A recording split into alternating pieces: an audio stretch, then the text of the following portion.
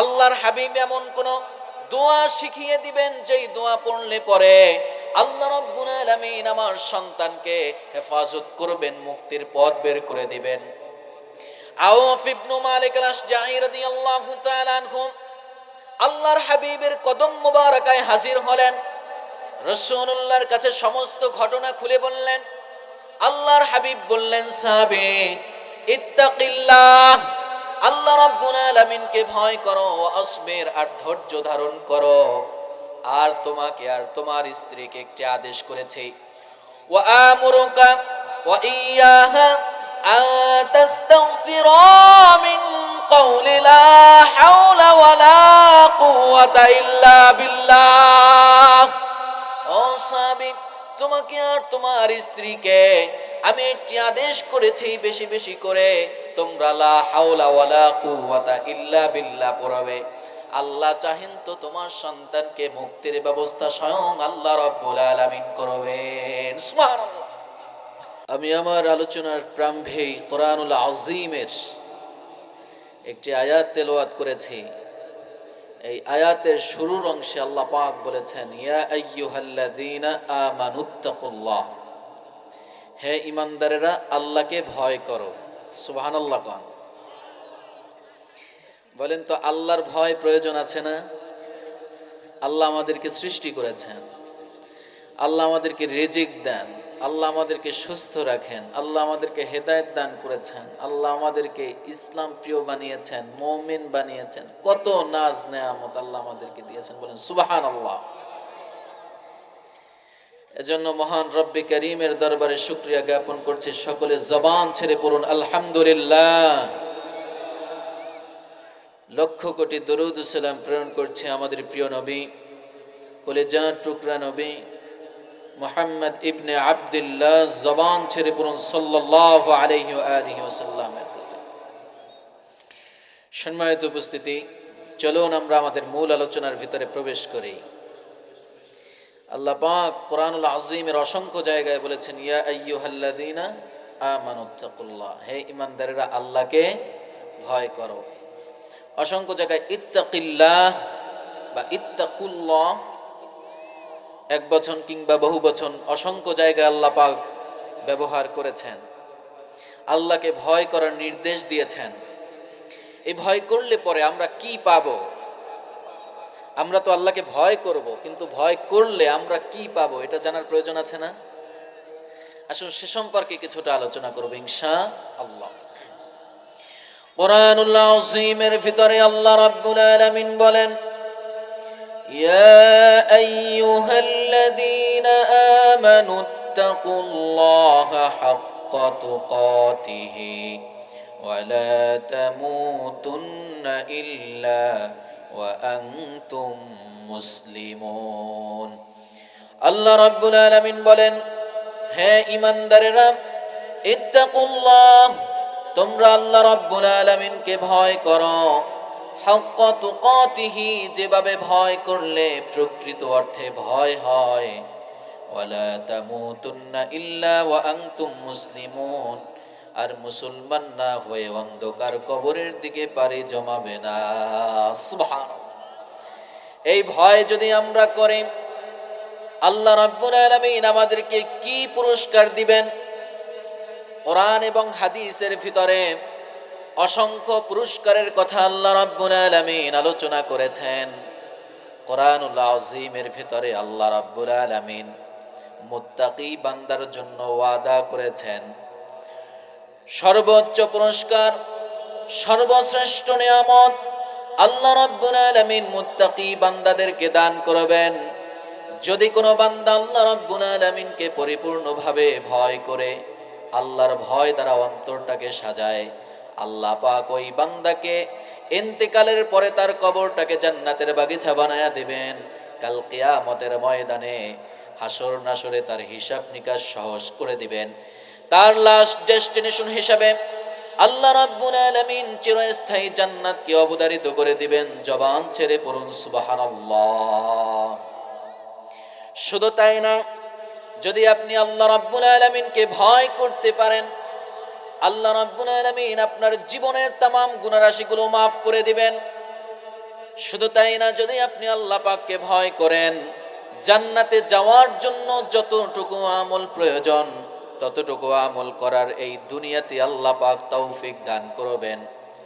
কোরআনুল আযীমের ভিতরে আল্লাহ রাব্বুল আলামিন বলেন, ইয়া আইয়ুহাল্লাযীনা আমানুত্তাকুল্লাহা ওয়া কুলু قولا سديدا يصلح لكم أعمالكم ويغفر لكم ذنوبكم ومن يطع الله ورسوله فقد فاز فوزا عظيما الله رب العالمين বলেন, হে ঈমানদারেরা, ইত্তাকুল্লাহ, তোমরা আল্লাহ রাব্বুল আলামিনকে ভয় করো, ওয়াকুলু কওলান সাদীদা, আর সদা সর্বদা সত্য কথা বলো।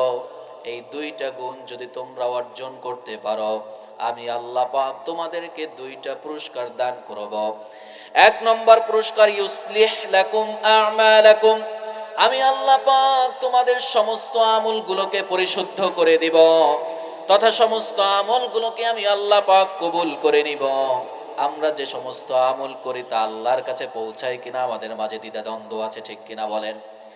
আমরা যে সমস্ত আমল করি আল্লাহ রাব্বুল আলামিন সেই সমস্ত আমলগুলোকে কবুল করেন কিনা জানি না।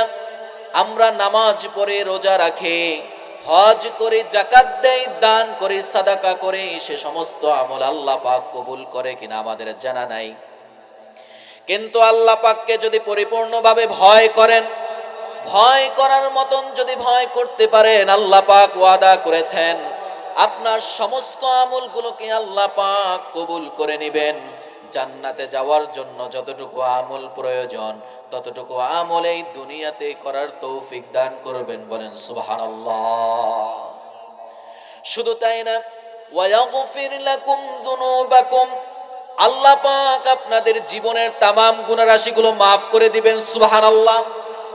একজন বান্দার জান্নাতে যাওয়ার জন্য যা কিছু প্রয়োজন যদি আপনি তাকওয়া অবলম্বন করতে পারেন, আল্লাহ পাক সমস্ত ক্ষমতা দান করবেন, বলেন সুবহানাল্লাহ।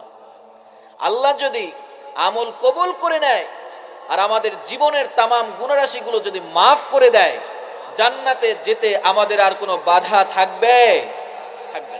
সুবহানাল্লাহ। আপনারা খুশি না? আচ্ছা, আপনারা কি গাল গপ্প শুনবেন না কিছু কোরআন হাদিস থেকে আলোচনা শুনবেন? গাল গপ্প আমি অনেক জানি, আলহামদুলিল্লাহ। ছাত্র জীবনে বহুত উপন্যাস পড়ছি, অনেক উপন্যাস পড়েছি। আশরাফ আলী থানভী রহমতুল্লাহ আলাইহির লিখিত একটা কিতাব আছে মুস্কি হাসি, এই মুস্কি হাসি আমার মুখস্থ ছিল। তো গাল গপ্প আমি অনেক জানি, কিন্তু কোরআন এবং হাদিস থেকে কথা বললে আপনারা উপকৃত হবেন, আল্লাহ পাক এই মাহফিলকেও কবুল করে নেবেন।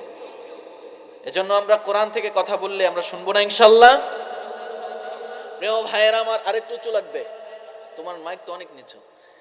আল্লাহ রাব্বুল আলামিন বলেন, বালা মান আওফা বিআহদিহি ওয়াত্তাকা ফাইন্নাল্লাহা ইউহিব্বুল মুত্তাকিন। আল্লাহ রাব্বুল আলামিন বলেন, আমার বান্দারা, যদি তোমরা তোমাদের কৃত ওয়াদা ঠিক রাখো, মানুষের সাথে যে সমস্ত ওয়াদা করো সেই সমস্ত ওয়াদা যদি পরিপূর্ণভাবে পালন করো, আমি আল্লাহ রাব্বুল আলামিনকে যদি ভয় করো, আমি আল্লাহ পাক স্বয়ং তোমাদেরকে ভালোবাসবো, বলেন সুবহানাল্লাহ। আল্লাহ পাক নিজে ভালোবাসবেন। আমরা ভালোবাসা পাওয়ার জন্য কত মন্ত্রীর কাছে দৌড়াই, কত এমপির কাছে দৌড়াই, আমরা একটু ভালোবাসা পাওয়ার জন্য কত জায়গায় দৌড়াই, দুনিয়ার কত বড় লোকের কাছে দৌড়াই।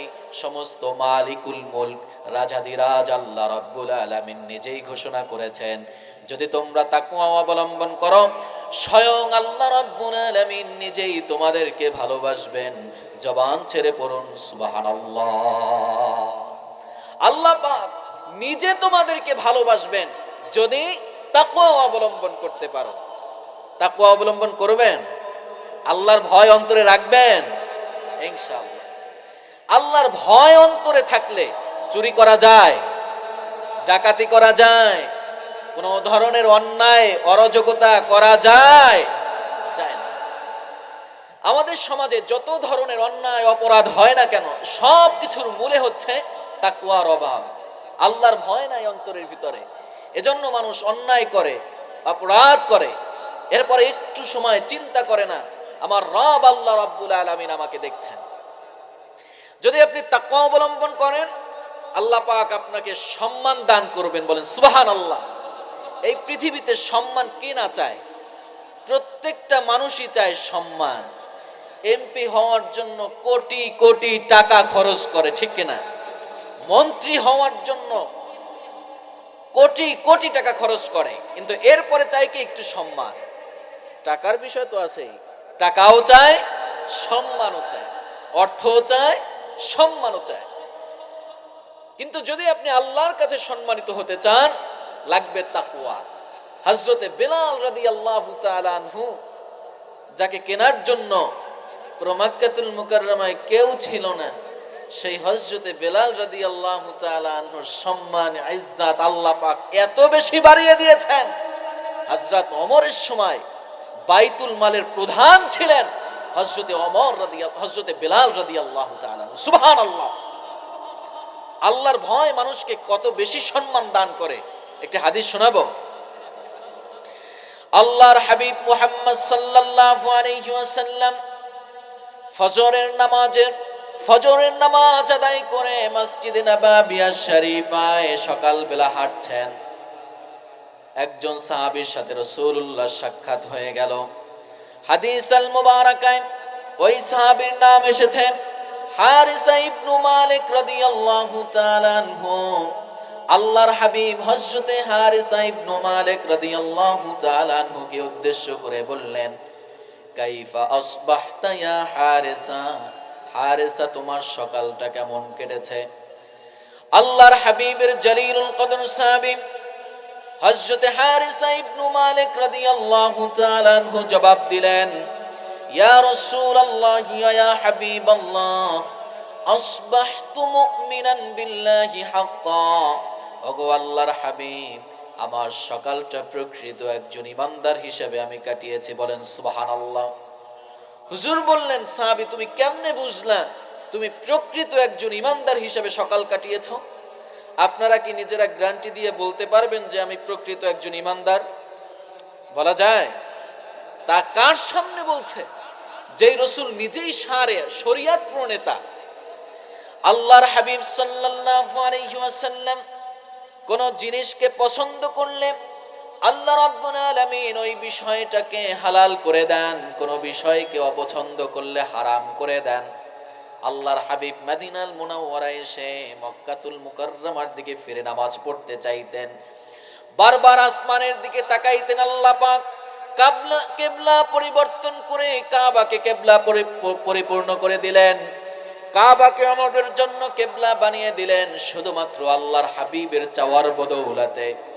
সেই নবীজির সামনে এসে বলছেন, ইয়া রাসূলুল্লাহ, আমি প্রকৃত একজন ইমানদার হিসেবে আমার সকালটা কাটিয়েছি। সুবহানাল্লাহ। কোন হুজুর বললেন, সাহাবী তুমি কেমনে বুঝলা তুমি প্রকৃত একজন ইমানদার হিসেবে সকালটা কাটিয়েছো? তুমি এই কথার ব্যাখ্যা করো, তোমার কথার মানে কি, তুমি কি বুঝাতে চাও?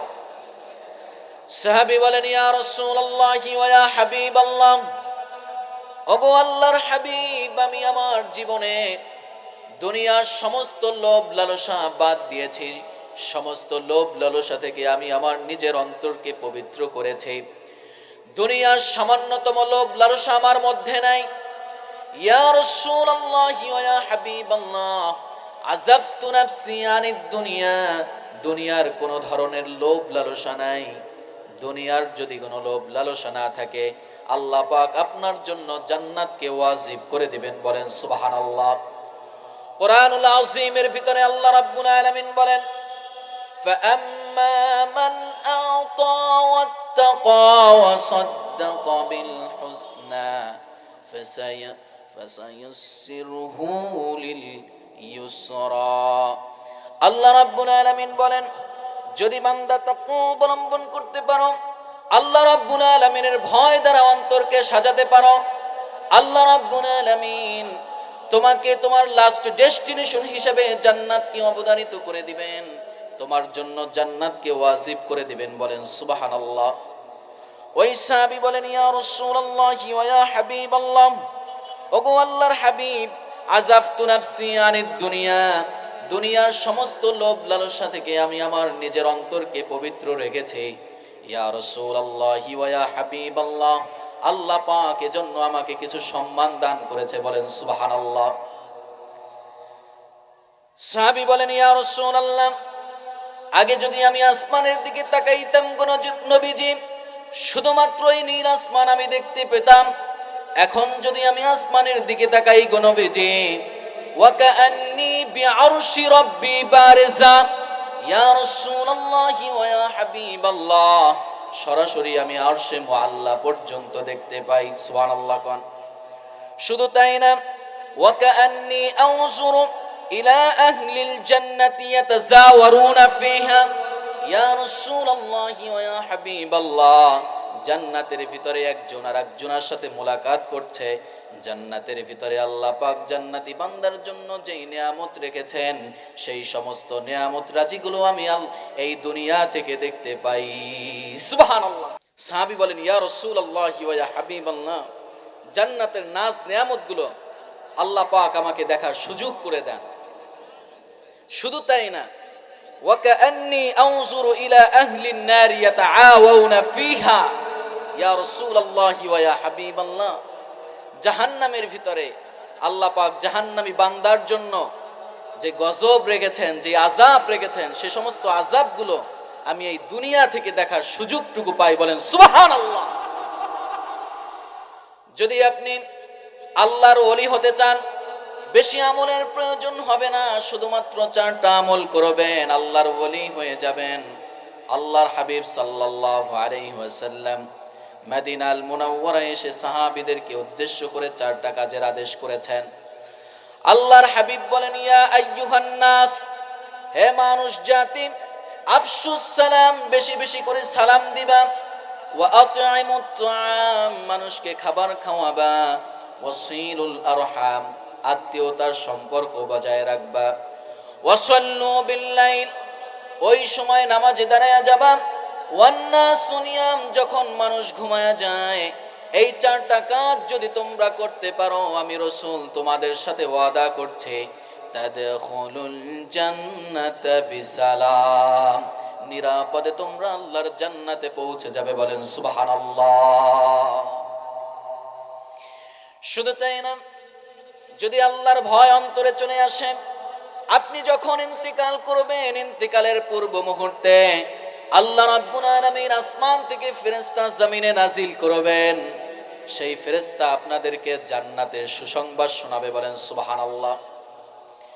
কুরআনুল আযীমের ভিতরে আল্লাহ রাব্বুল আলামিন বলেন, ইন্নাল্লাযীনা ক্বালু রাব্বুনাল্লাহু সুম্মা ইসতাকামু তাতানাজ্জালু আলাইহিমুল মালায়েকা আল্লা তাখাফু ওয়া লা তাহজানু ওয়া আবশিরু বিল জান্নাহ وأبشروا بالجنة التي كنتم توعدون।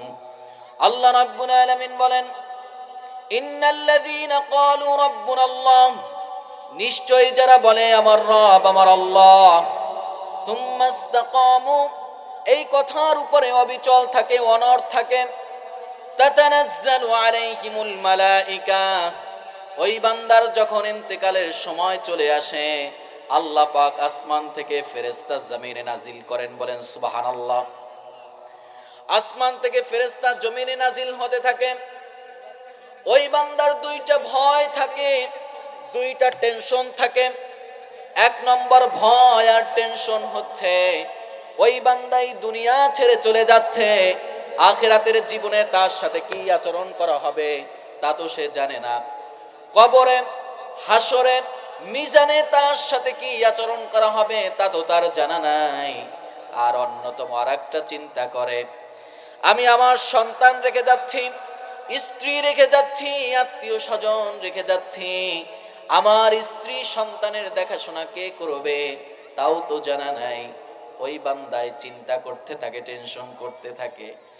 আল্লাহ রাব্বুল আলামিন ওই সময় ফেরেশতা নাজিল করে বলেন, তাতানাজ্জালু আলাইহিমুল মালাইকা, আল্লাহর ফেরেশতারা জমিনে চলে আসে, ওই বান্দার শিয়রে এসে বলতে থাকে, আল্লাহ তাখাফু, ও বান্দা তোমার কোনো ভয় নাই, ওয়ালা তাহজানু, তোমার কোনো চিন্তা নাই, ওয়া আবশিরু বিল জান্নাহ, তুমি ওই জান্নাতের সুসংবাদ গ্রহণ করো, আল্লাতী কুনতুম তুআদুন, যার ওয়াদা মহান আল্লাহ রাব্বুল আলামিন তোমাদের সাথে করেছেন। বলেন সুবহানাল্লাহ। আপনার ইন্তেকালের সময় যদি আপনি জান্নাতকে নিজ চোখে দেখেন, জান্নাতের কষ্ট থাকবে? আমাদের যখন কষ্ট হয়, পারিশ্রমিক পাবো, কিংবা এই যে কাজ করছি খেতে খামারে, কিছুদিন পরে এখান থেকে কিছু ফল পাবো, এখান থেকে কিছু টাকা পাবো, ঠিক কিনা বলেন? তখন এই কষ্টটা কষ্ট থাকে না। জান্নাতি বান্দার যখন ইন্তেকালের সময় হয়ে যায়, আল্লাহর ফেরেশতারা শিয়রে এসে বলতে থাকে, তোমার কোনো ভয় নাই, তোমার কোনো চিন্তা নাই, জান্নাতের সুসংবাদ গ্রহণ করো। ওই বান্দার যত ধরনের ভয় থাকে, চিন্তা থাকে, সব কিছু দূর হয়ে যায়। ওই বান্দার সামনে আল্লাহ রাব্বুল আলামিন জান্নাতকে তুলে ধরেন, জান্নাতকে স্পষ্ট করে দেন, বান্দা সরাসরি জান্নাতকে দেখতে পায়। আজরাইল যখন তার জান কবজ করে, বান্দা সামান্যতম কষ্ট পায় না। জবান ছেড়ে পড়ুন সুবহানাল্লাহ। যত কষ্ট হোক, যদি চোখে দেখে জান্নাত, একটু পরে আমি জান্নাতে প্রবেশ করব, আমার কবরটা আল্লাহ পাক জান্নাতের টুকরা বানায় দিবেন, এই দৃশ্য যখন দেখে, তখন কি তার অন্তরের ভিতরে আর কোনো ধরনের ভয় থাকে, চিন্তা থাকে? কোনো ধরনের টেনশন থাকে না। একেবারে নিশ্চিন্তে তার রূহটা বের হয়ে যায়, শান্তিতে সে ব্যক্তি আল্লাহ পাকের কাছে চলে যায়। বলেন সুবহানাল্লাহ। আমাদের সমাজে আমাদের শত্রু আছে না? বন্ধু আছে, শত্রু আছে। শত্রু কি চায়? উপকার করতে না ক্ষতি করতে? কি বলেন? ক্ষতি করতে চায় না। যদি আপনি আল্লাহ রাব্বুল আলামিনকে পরিপূর্ণভাবে ভয় করেন, আল্লাহ পাক শত্রুর মোকাবিলায় নিজেই যথেষ্ট হয়ে যাবেন। বলেন সুবহানাল্লাহ।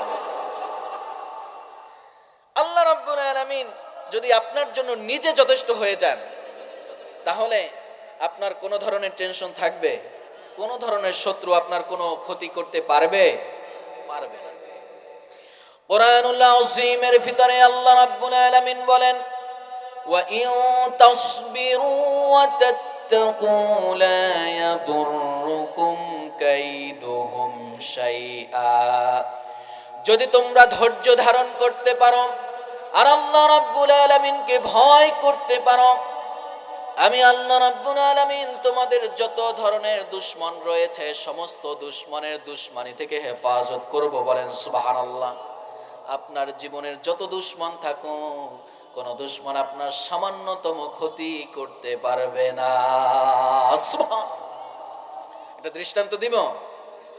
আল্লাহর হাবিবের পালক পুত্র ছিলেন হযরতে যায়েদ ইবনে হারেসা রাদিয়াল্লাহু তাআলা। নাম শুনছেন না? রাসূলুল্লাহর পালক পুত্র ছিলেন। আল্লাহর হাবিব প্রচন্ড ভালোবাসতেন। যায়েদ ইবনে হারেসা রাসূলুল্লাহকে প্রচন্ড ভালোবাসতেন।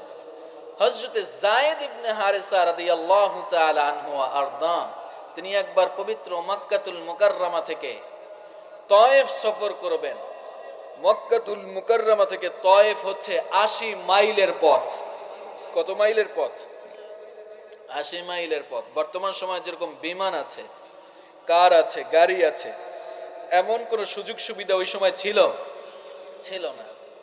ওই সময় মানুষ সর্বোচ্চ ঘোড়ায় কিংবা উটে চলতে পারত, কিংবা পায়ে হেঁটে চলতো। হযরতে যায়েদ ইবনে হারেসা রাদিয়াল্লাহু তাআলা আনহু তার একজন সফর সঙ্গীকে সাথে নিয়ে তিনি সফরে বের হয়েছেন। পথিমধ্যে দুইজনে ক্লান্ত হয়ে পড়েছেন। অনেক দূরের পথ। আমরা যে আজকে ঢাকা থেকে আসছি, অনেক ক্লান্ত লাগছে না?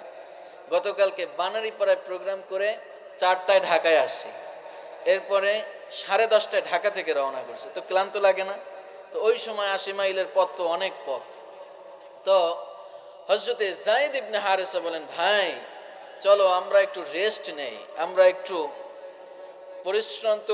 পরিশ্রম করেছি, ক্লান্ত হয়ে পড়েছি, চলো আমরা একটু বিশ্রাম নেই। হযরতে যায়েদ ইবনে হারেসা রাদিয়াল্লাহু তাআলা আনহু সফর সঙ্গীকে সাথে নিয়ে যে গুহার মধ্যে প্রবেশ করলেন, গুহাটাকে পরিপূর্ণভাবে ক্লিন করলেন, পরিষ্কার করলেন, পরিচ্ছন্ন করলেন। সফর সঙ্গী ভাই যায়েদ ইবনে হারেসাকে উদ্দেশ্য করে যে ভাই, আপনি আল্লাহর হাবিবের জালিলুল কদর সাহাবী, রাসূলুল্লাহর প্রিয় সাহাবী, আপনি আগে বিশ্রাম নেন, আমি আপনার উপরে ইরহাম করলাম, রহম করলাম, দয়া করলাম, মেহেরবানি করলাম। যায়েদ ইবনে হারেসা তিনি ঘুমাইয়া গেলেন। হঠাৎ করে ঘুম ভাঙার সাথে সাথে দেখে তার দুই হাত বাঁধা, দুই পাও বাঁধা।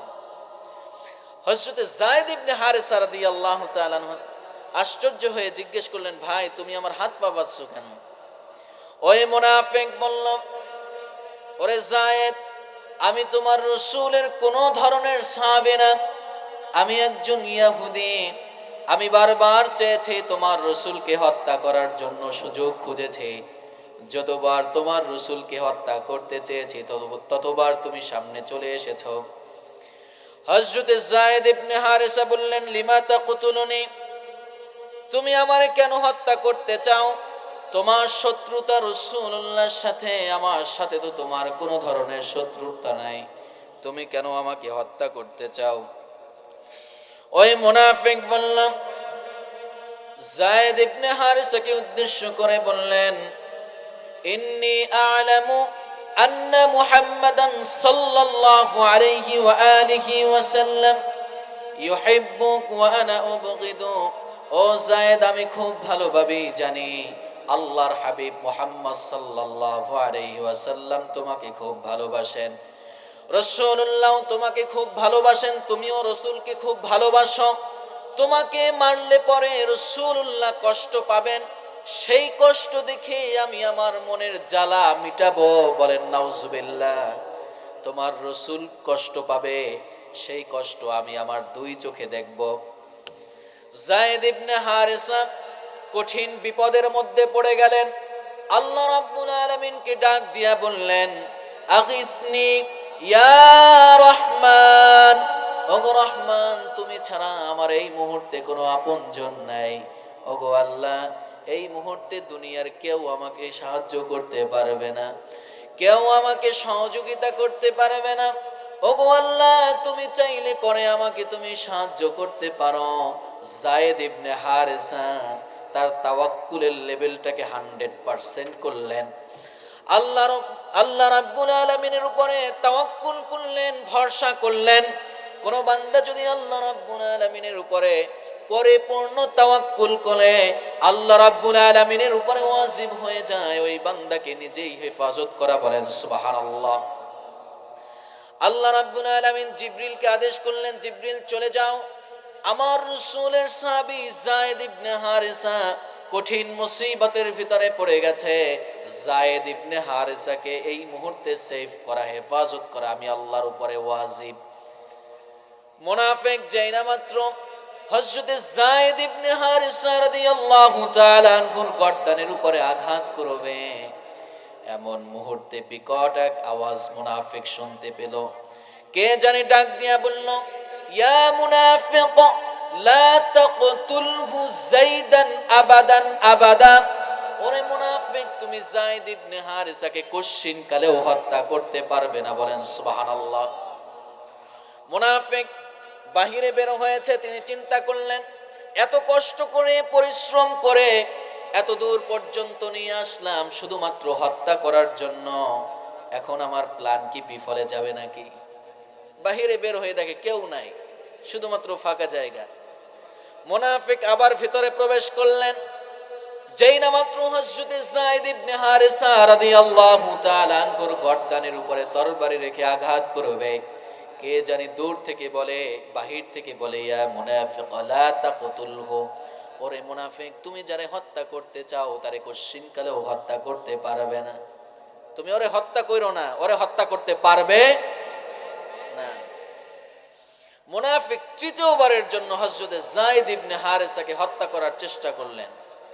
এবারও কে জানি বাহির থেকে, দূর থেকে বিকট এক আওয়াজ দিয়া বললেন, ইয়া মুনাফিক লা তাকতুলহু যাইদান আবাদান আবাদা। ওরে মুনাফিক, তুমি ওরে হত্যা করো না, আর ওরে কোশ্চিন কালেও হত্যা করতে পারবে না। সুবহানাল্লাহ। মুনাফিক এবার বাহিরে বের হয়েছে, বের হয়ে দেখে জান্নাতি একজন যুবক ঘোড়ার উপরে আরোহণ করে আছে, বলেন সুবহানাল্লাহ।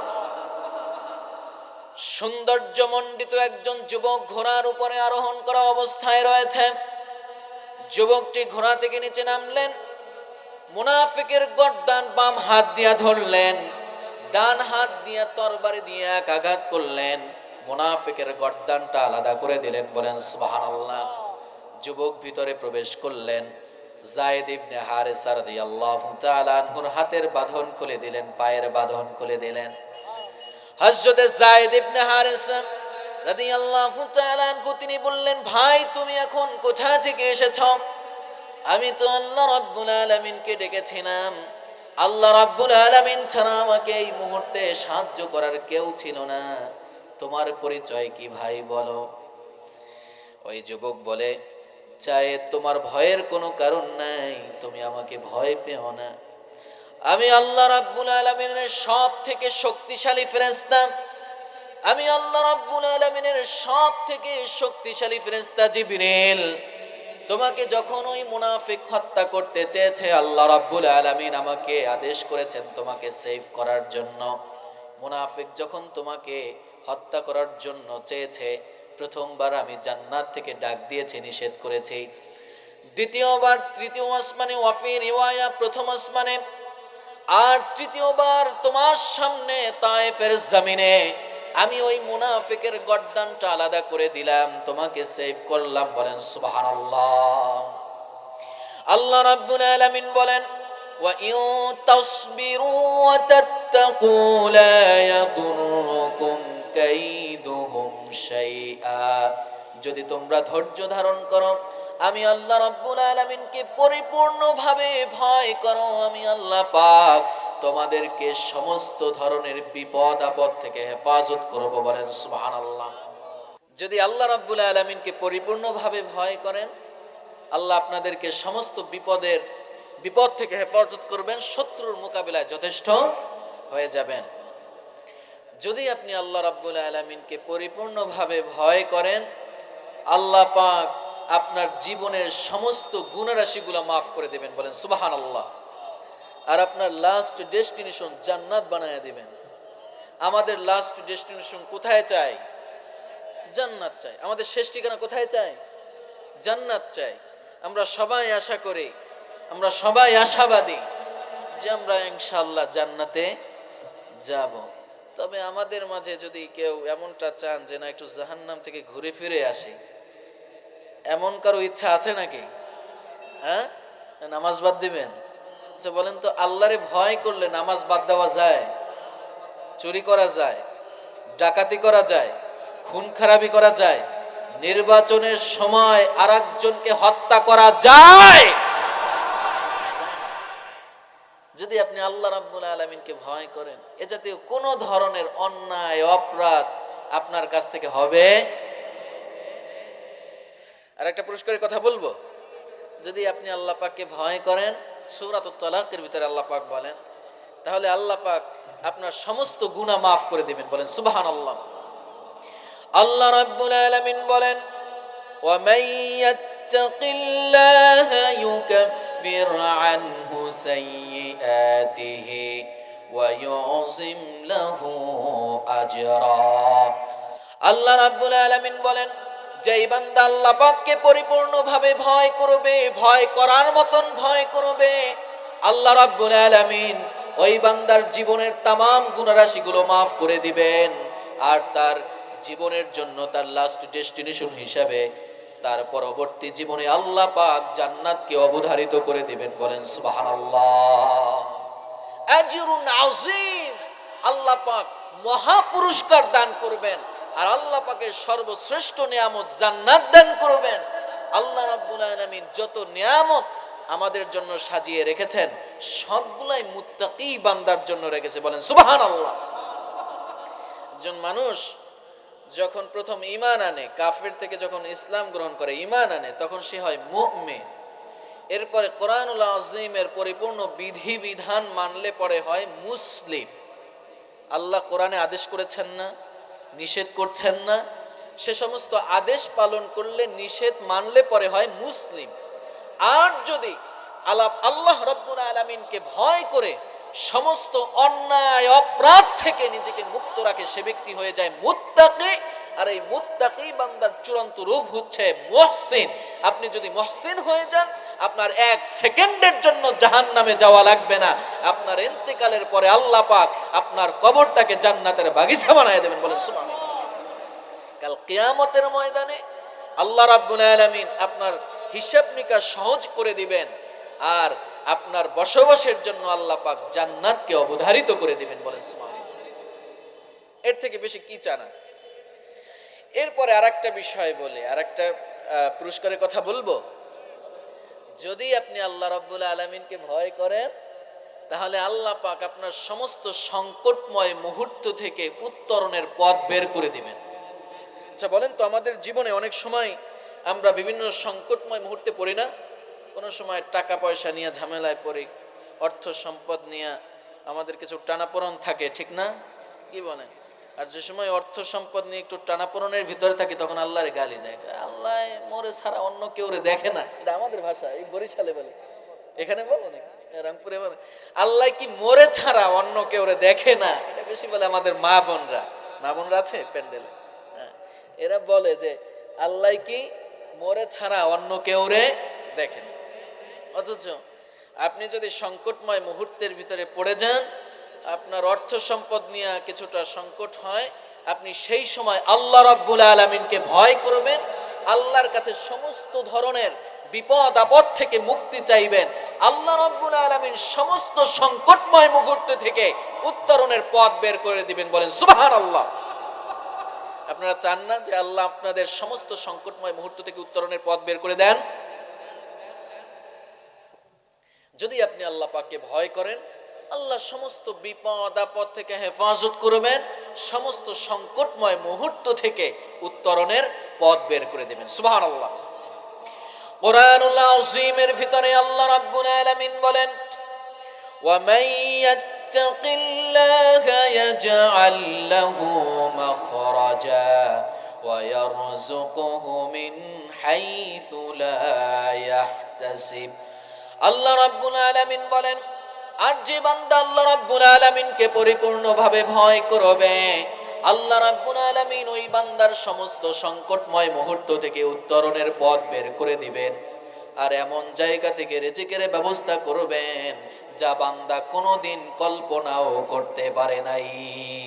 সুবহানাল্লাহ। আমাদের সমাজের সব থেকে সংকট হচ্ছে রিজিকের সংকট, খাবার দাবারের সংকট, সুস্থতার সংকট। আমরা যেই পরিবেশের ভিতরে বসবাস করি, পরিবেশটা অসম্পূর্ণ, ঠিক কিনা বলেন? অস্বাস্থ্যকর এক পরিবেশে আমরা বসবাস করি।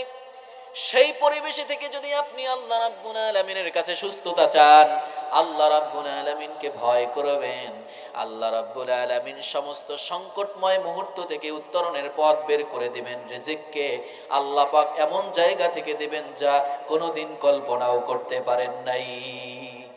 রিজিক বলতে শুধুমাত্র খাওয়া দাওয়া না, টাকা পয়সা না। রিজিক বলতে সুস্থতা, রিজিক বলতে আপনার জীবনের এভরিথিং অল, সব কিছু এর ভিতরে ইনক্লুড। আপনি যদি সুস্থ না থাকেন, কিছু খাইতে পারবেন নাকি? কি বলেন? যদি আপনি সুস্থ না থাকেন, খাবার দাবার খাইতে পারবেন? কিছু পারবেন না। অসুস্থ যদি এই হসপিটালের বেডে থাকা লাগে, আর আপনার সামনে যদি সমস্ত ধরনের ফল ফ্রুট সবকিছু রাখা হয় না কেন, এরপর আপনি কিছু খাইতে পারবেন নাকি? পারবেন না। তাহলে আপনার সর্বপ্রথম কি লাগবে? সুস্থতা। তো রিজকের অন্যতম একটা ব্যবস্থা হচ্ছে সুস্থতা। তো আর খাওয়া দাওয়া তো আছেই। তো আপনি যদি আল্লাহ রাব্বুল আলামিনকে পরিপূর্ণভাবে ভয় করেন, আল্লাহ পাক আপনার রিজকের ব্যবস্থা এমন জায়গা থেকে করবেন যা আপনি কোনোদিন কল্পনাও করতে পারবেন। তো আমরা অনেক সময়, আমরা তো এই সমস্ত অঞ্চলের মানুষ খুবই গরিব, ঠিক না? কি বলেন? এই উত্তর অঞ্চলের মানুষ একটু গরিব না? অন্য অন্য অঞ্চলের তুলনায় একটু গরিব মানুষ এই সমস্ত অঞ্চলগুলোতে। তো আপনাদের খাবারের সংকট অনেক সময় দেখা যায়, ঠিক না? তো এই অঞ্চলের মানুষ যদি আপনি আল্লাহ পাককে ভয় করেন, আল্লাহ পাক আপনার সমস্ত সংকটময় মুহূর্ত থেকে উত্তরণের পথ বের করে দিবেন, আর এমন জায়গা থেকে রিজিকের ব্যবস্থা করবেন যা আপনি কোনোদিন কল্পনাও করতে পারবেন না। একটা হাদিস বলবো, এই আয়াত নাজিল হয়েছে, আয়াতের শানে নজুল বলছি। নাযালাত হাযিহিল আয়াহ আলা আউফ ইবনে মালিক আল-আশজাঈ রাদিয়াল্লাহু তাআলা আনহু আরদা। এই আয়াত নাজিল হয়েছে আল্লাহর হাবিবের জলিলুল কদর সাহাবী হযরত আউফ ইবনে মালিক আল-আশজাঈ রাদিয়াল্লাহু তাআলা আনহুর শানে। হযরত আউফ ইবনে মালিক আল-আশজাঈ রাদিয়াল্লাহু তাআলা আনহু তিনি একজন বয়োবৃদ্ধ সাহাবী ছিলেন, তিনি একজন বয়স্ক সাহাবী ছিলেন। তার একজন মাত্র সন্তান ছিল। সেই সন্তানকে কাফের মুশরিক বেঈমানরা বন্দী করে ফেলেছে। ওই সন্তানটাই কামাই রোজগার করত, মা এবং বাবার মুখে খাবার তুলে দিত। সন্তানটাকে কাফের মুশরিক বেঈমানরা বন্দী করে ফেলেছে। 3 দিন পর্যন্ত না খাওয়া অবস্থায় আছে। স্ত্রী ডেকে বললেন, প্রাণের স্বামী গো, একবার আল্লাহর হাবিবের কদম মোবারকায় হাজিরা দেন। আল্লাহর হাবিব হয়তো এমন একটা পথ বের করে দিবেন যেই পথের মাধ্যমে আমার সন্তানকে আল্লাহ পাক হেফাজত করবেন, মুক্তির ব্যবস্থা করে দিবেন।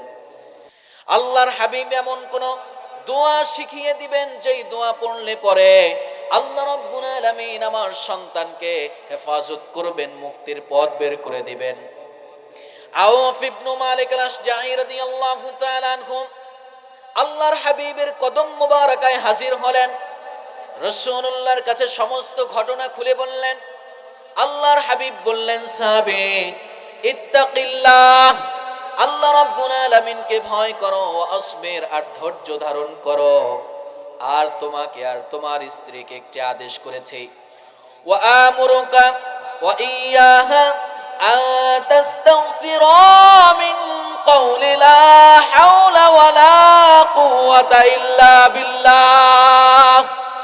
ও সাহাবী, তোমাকে আর তোমার স্ত্রীকে আমি একটি আদেশ করেছি, বেশি বেশি করে তোমরা লা হাওলা ওয়ালা কুওয়াতা ইল্লা বিল্লাহ পড়বে। আল্লাহ চাহেন তো তোমার সন্তানকে মুক্তির ব্যবস্থা স্বয়ং আল্লাহ রাব্বুল আলামিন করবেন। সুবহানাল্লাহ। সাহাবী বাড়িতে চলে আসলেন। স্ত্রী ডেকে বললেন, প্রাণের স্বামী, সন্তান তো এখন পর্যন্ত বাড়িতে আসে নাই। স্বামী বললেন, ও প্রাণের স্ত্রী, আল্লাহর হাবিব তোমাকে আর আমাকে একটি আমল দিয়েছেন, আমার আনি ওয়া ইয়াকে আন নাস্তাগফিরা মিন কওলি লা হাওলা ওয়ালা কুওয়াতা ইল্লা বিল্লাহ। আল্লাহর হাবিব তোমাকে আর আমাকে একটি আদেশ করেছেন, বেশি বেশি করে লা হাওলা ওয়ালা কুওয়াতা ইল্লা বিল্লাহ পড়তে।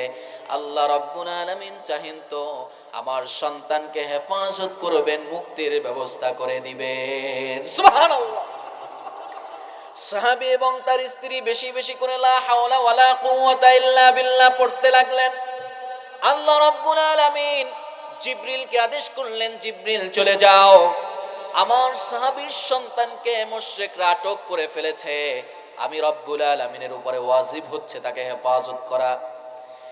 আমার রাসূলের সাহাবী আমার উপরে তাওয়াক্কুল করেছেন, আমার উপরে পূর্ণ ভরসা করেছেন, তাওয়াক্কুলের লেভেলটাকে 100% করেছে। আমি আল্লাহ রাব্বুল আলামিন আমার সাহাবীর সন্তানকে মুক্তির ব্যবস্থা করে দিব। জিবরিল জমিনে চলে আসলেন। মুশরিকরা ওই সাহাবীর সন্তানকে মরুভূমির উপরে আটকে রেখে পাশে বসে গল্প করছে। এমত অবস্থায় হযরত জিবরিল চলে আসলেন। হযরত জিবরিল চলে এসে সাহাবীর সন্তানের হাতের বাঁধন খুলে দিলেন। বলেন সুবহানাল্লাহ। পায়ের বাঁধন খুলে দিলেন। সাহাবীর সন্তান মুক্ত মনে উঠে দাঁড়ালেন, বাড়ির দিকে রওনা করলেন। সুবহানাল্লাহ। পথিমধ্যে চিন্তা করতে লাগলেন, আমি তো এই 3 দিন পর্যন্ত না খেয়ে আছি, আমার বাবা মাও 3 দিন পর্যন্ত না খেয়ে আছে। আরে আমি মাত্র একমাত্র সন্তান, আমার বাবা মা তো না খেয়ে আছে, ঘরে তো কোনো খাবার নাই। এই অবস্থায়, খালি অবস্থায় যদি বাসায় ফিরে যাই, আমার বাবা মা কষ্ট পাবে, বাবা মাকে কি খাবার দিব? এই চিন্তা ভাবনা করে মুশরিকদের বিশাল এক ছাগলের পাল, তার পেছনে গিয়া বললেন, শুধুমাত্র চল, তোরা আমার বাড়িতে চল। এতটুকু কথা বললেন। আল্লাহ রাব্বুল আলামিন গায়বী ভাবে বিশাল এক ছাগলের বগরকে হযরত আউফ ইবনে মালিক আল-আশজাঈ রাদিয়াল্লাহু তাআলা আনহুর বাড়িতে হাজির করে দিলেন। সুবহানাল্লাহ। তৎক্ষণাৎ আল্লাহ রাব্বুল আলামিন কোরআনুল আযীমের আয়াত নাজিল করেছেন, ওয়া মান ইয়াত্তাকিল্লাহা ইয়াজআল লাহু মাখরাজা ওয়া ইয়ারযুকুহু মিন হাইথু লা ইয়াহতাসিব ওয়া মান ইয়াতাওয়াক্কাল আলাল্লাহি ফাহুয়া হাসবুহ। আল্লাহ রাব্বুল আলামিন বলেন, যেই বান্দা আমি আল্লাহ রাব্বুল আলামিনের উপরে পরিপূর্ণভাবে ভয় করবে, আমি আল্লাহ পাক ওই বান্দার সমস্ত সংকটময় মুহূর্ত থেকে উত্তরণের পথ বের করে দিব। আর এমন জায়গা থেকে রিজিকের ব্যবস্থা করব যা বান্দা কোনোদিন কল্পনাও করতে পারে নাই। ওয়া মান ইয়াতাওয়াক্কাল আলাল্লাহি ফাহুয়া হাসবুহ। আমি আল্লাহ রাব্বুল আলামিনের উপরে পরিপূর্ণভাবে 100% যেই বান্দা পরিপূর্ণভাবে ভরসা করবে, আমি আল্লাহ পাক ওই বান্দার জন্য নিজেই যথেষ্ট হয়ে যাব। বলেন সুবহানাল্লাহ। এখন থেকে আপনারা রাস্তায় যত ছাগল পাইবেন, গরু পাইবেন, সব ঘরে লয়ে যাইবেন, পারবেন না? হ্যাঁ হ্যাঁ, কোলা এই কি বলেন, বিল বলেন নাকি আপনাদের এলাকায়? এই বিল থেকে যত ছাগল আর কি গরু পাইবেন সব বাসায় নিয়ে যাইবেন। মায়ের একটাও নিচে পড়বে না, সবগুলো পিঠের উপরে পড়বে। ফতোয়া হচ্ছে, মাসআলা হচ্ছে, মা আস্তানকাযাহুল আসীরু মিন মালিল আদুবি জাইজুল্লাহ। বন্দী ব্যক্তি, যাকে বন্দী করা হয়েছে, সে যদি মুশরিকদের কিংবা কাফেরদের, তার শত্রুর কোনো মাল সামান পায়, সেটা তার জন্য জায়েজ। যেহেতু সাহাবীর সন্তান ছিলেন বন্দী অবস্থায়, আর মুশরিকদের মাল তিনি পেয়েছেন তিনি মুক্ত হওয়ার পরে, এজন্য তার জন্য ওই মালগুলো জায়েজ ছিল। আমাদের জন্য রাস্তাঘাটে যা পাইবেন তা আমাদের জন্য জায়েজ। যুদ্ধের ময়দানে যদি মুশরিকদের কাফেরদের মাল সামান পান, সেটা ওই যুদ্ধের ময়দানে যারা যুদ্ধ করেছে তাদের জন্য জায়েজ, সেটা গনিমতের মাল হিসাবে তাদের জন্য জায়েজ। কিন্তু আপনি রাস্তাঘাটে যে সমস্ত মাল পাইবেন সব আপনার জন্য জায়েজ নাকি? জায়েজ না। এই জন্য প্রিয় ভাইয়েরা আমার, আল্লাহ রাব্বুল আলামিনকে পরিপূর্ণভাবে ভয় করবেন, আল্লাহর ভয় অন্তরের ভিতরে লালন করবেন, পালন করবেন। সব জায়গাগুলোতে যারা ব্যবসা করেন, ব্যবসার ভিতরে আল্লাহর ভয় রাখবেন। যখন আপনি মেপে দিচ্ছেন তখন চিন্তা করবেন 1 গ্রামও যেন কম না হয়, একটু বেশি দেওয়ার চিন্তা করবেন। 5-10 গ্রাম একটু বেশি দিবেন, তাতে আপনার মাল সম্পদ কমবে না, বরং আল্লাহ রাব্বুল আলামিন বাড়ায়া দিবেন। তো আল্লাহর ভয় যদি অন্তরের ভিতরে থাকে, ওই মানুষটা স্বর্ণের মানুষ হয়ে যায়। বলেন সুবহানাল্লাহ। প্রিয় ভাইয়েরা আমার, হেদায়েত সবার কপালে জোটে না। হেদায়েত সবার কপালে জোটে নাকি? কি বলেন? জোটে না। আমাদেরকে যে আল্লাহ তাআলা হেদায়েত দান করছেন, মুসলিম বানিয়েছেন, এরপরে আল্লাহর হাবিবের উম্মত বানিয়েছেন, এর শুকরিয়া শেষ করতে পারবেন? কি বলেন? পারবেন না। রাসূলুল্লাহর জামানায় কাফের মুশরিক বেঈমানরাও জানতো যে আল্লাহর হাবিব সাল্লাল্লাহু আলাইহি ওয়াসাল্লাম তিনি আখিরি নবী, তিনি সত্য নবী, তিনি শেষ নবী, এবং আল্লাহ রাব্বুল আলামিন সৃষ্টিকর্তা, তিনি আছেন, তিনি এই আসমান এবং জমিন সৃষ্টি করেছেন। এরপরে ওই মুশরিকরা রাসূলুল্লাহকে মানতে পারে নাই, আল্লাহর সাথে শিরক করেছে। আল্লাহ পাক কোরআনে বলেছেন, কোরআনুল আযীমের ভিতরে আল্লাহ রাব্বুল আলামিন বলেন, وَلَئِن سَأَلْتَهُم مَّنْ خَلَقَ السَّمَاوَاتِ وَالْأَرْضَ لَيَقُولُنَّ اللَّهُ। আল্লাহ রাব্বুল আলামিন তার প্রিয় হাবিব মুহাম্মদ সাল্লাল্লাহু আলাইহি ওয়াসাল্লামকে উদ্দেশ্য করে বলেছেন, হাবিব আমার, আপনি যদি ওই কাফের মুশরিক বেঈমানদের কাছে প্রশ্ন করেন, ওরে কাফের মুশরিক বেঈমানরা, বলতো ওই আসমান এবং জমিন কে সৃষ্টি করেছে?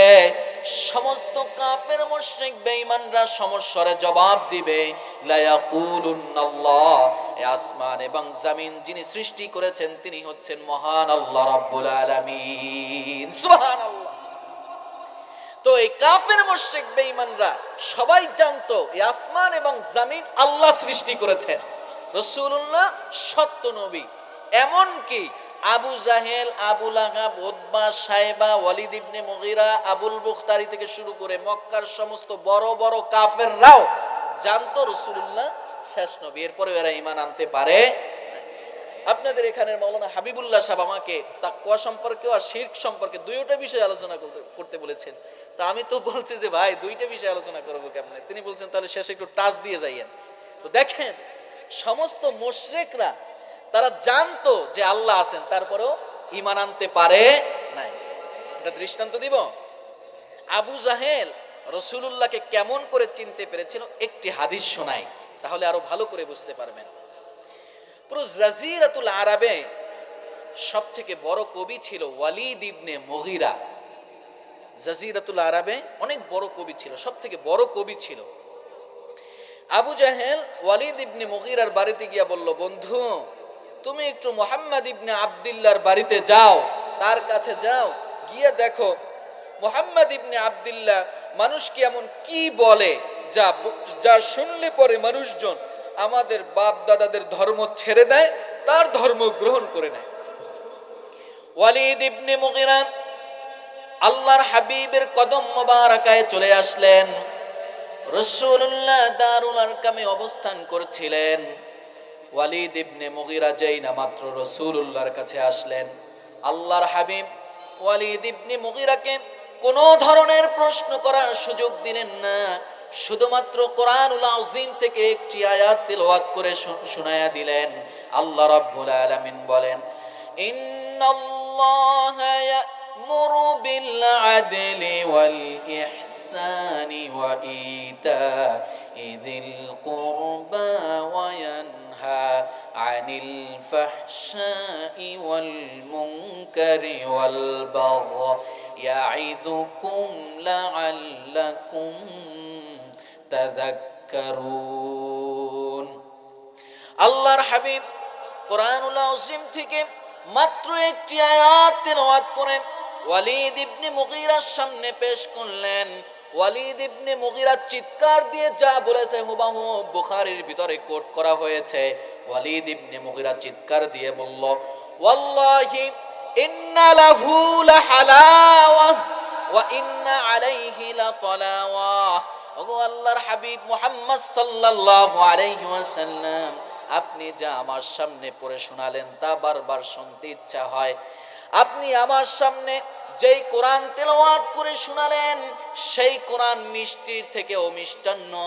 এর আয়াতের অর্থগুলি স্বর্ণের পাতার থেকেও বেশি দামি। বলেন সুবহানাল্লাহ। স্পষ্ট কথা রাসূলুল্লাহর সামনে বললেন যে আপনি যেই আয়াত পড়ে শোনালেন এর অর্থগুলো স্বর্ণের পাতার থেকেও বেশি দামি।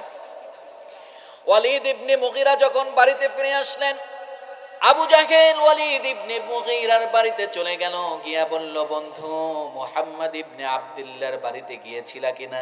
বলে, হ্যাঁ গিয়েছিলাম। কি দেখেছো, কি শুনেছো বলো। ওয়ালিদ ইবনে মুগীরা বলল, ওয়াল্লাহি মা মিনকুম আহাদুন আলামা বিল আশআরি মিন্নি। ওরে আবু জাহেল, পুরো জাজিরাতুল আরবে আমার থেকে বড় কোনো কবি কেউ নাই। ওরে আবু জাহেল, পুরো জাজিরাতুল আরবে তোমাদের মাঝে আমি সব থেকে বড় কবি। কিন্তু আমি সাক্ষ্য দিচ্ছি, আমি বলছি আবু জাহেল কান পেতে শুনে রাখো, মুহাম্মদ ইবনে আব্দুল্লাহ সাল্লাল্লাহু আলাইহি ওয়া আলিহি ওয়াসাল্লাম আমার সামনে যা পড়ে শুনিয়েছেন নিঃসন্দেহে আল্লাহ রাব্বুল আলামিনের কোরআন। সুবহানাল্লাহ। স্পষ্ট সাক্ষ্য মুখ থেকে জবান থেকে বের হয়েছে, এরপরও ঈমান আনতে পারে। আবু জাহেল বলে, বন্ধু তুমি যদি বলো এই কথা এটা আল্লাহর কোরআন, তাহলে বাকি মানুষ কি বলবে?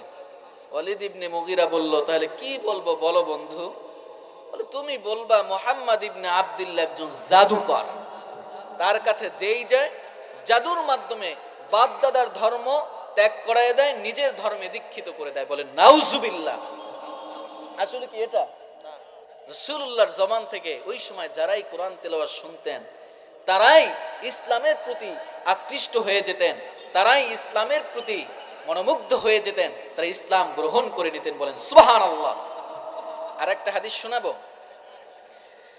আল্লাহর হাবিব সাল্লাল্লাহু আলাইহি ওয়াসাল্লামকে কাফের মুশরিক বেঈমানরা বিভিন্ন ট্যাগ দিয়েছিল, মিথ্যাবাদী তথা কাযযাব, গণক, কাহেন।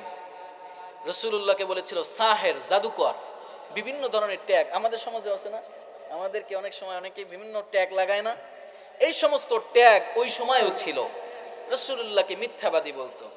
তো ওই সময় যারা হজ করতে আসতো তারা ওই সময় কিন্তু আপনারা জানেন কিনা জানেন না, মুশরিকরা কিন্তু হজ করতো। আজকে এই বিষয় নিয়ে আলোচনা করতে চাইছিলাম, পরে তাকওয়ায় ঢুকে গেলাম আপনাদের মাওলানা হাবিবুল্লাহ সাহেবের কথায়। তো কাফের মুশরিক বেঈমানরা কিন্তু হজ করতো। তো এই হজে যে সময় আসতো তখন তারা জানতে পারলো যে মক্কায় একজন নবী আসছেন, যিনি একই সাথে মিথ্যাবাদী, যিনি একই সাথে জাদুকর, যিনি একই সাথে আবার কাহেন। তো এই সমস্ত কথা শোনার পরে তারা চিন্তা করলো, একই ব্যক্তি আবার জাদুকর হয় কেমনে, একই ব্যক্তি আবার পাগল হয় কেমনে, একই ব্যক্তি আবার মিথ্যাবাদী হয় কেমনে। আচ্ছা বলেন তো, পাগল হইলে আর জাদুকর হইতে পারে নাকি? তো তাদের ভিতরে ইন্টারেস্ট লাগলো যে আমরা একটু দেখবো যে মুহাম্মদ ইবনে আব্দুল্লাহ আসলে কে। শাম দেশের একজন ইহুদি পণ্ডিত, তাওরাত কিতাব খুব ভালোভাবে পড়েছেন, উনি হজ করার জন্য আসছেন। এসে আবু জাহেলকে উদ্দেশ্য করে বললেন, আবু জাহেল, শুনতে পেরেছি মুহাম্মদ ইবনে আব্দুল্লাহ নামক একজন ব্যক্তি তোমাদের সমাজে দ্বীন প্রচার করছেন। আবু জাহেল বলল, হ্যাঁ, তিনি একজন মিথ্যা নবী।